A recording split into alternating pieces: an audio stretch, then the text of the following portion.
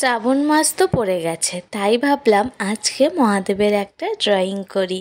এটা আমি ওয়াটার কালারে করব। প্রথমেই মহাদেবের চোখ দিয়ে শুরু করলাম। আর ওয়াটার কালারে ইম্পর্টেন্ট পার্ট কি?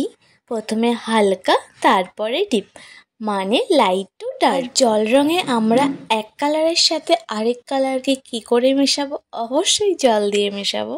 এই টেকনিকগুলোর সাহায্যেই এই টেকনিকগুলো মাথায় রেখে আমি মহাদেবকে পেন্টিং করা শুরু করলাম।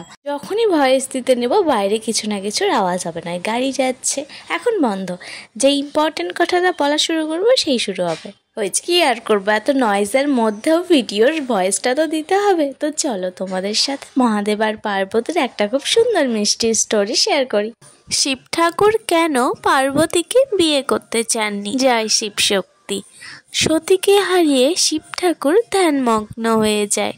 মা আদিশক্তি পার্বতী রূপে জন্মগ্রহণ করেন। পার্বতী ছোট থেকেই শিব ভক্ত ছিলেন, শিবের পুজো করতে ভালোবাসতেন।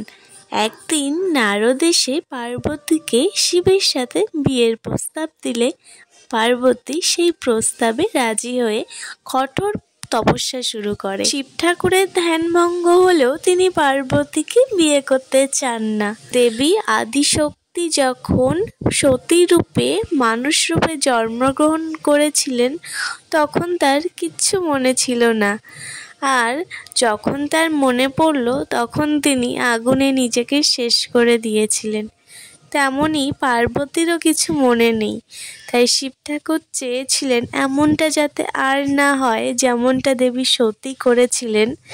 তাই যতদিন না পর্যন্ত দেবী পার্বতীর মনে পড়বে সব কথা, তিনি ততদিন তাকে বিয়ে করবেন না।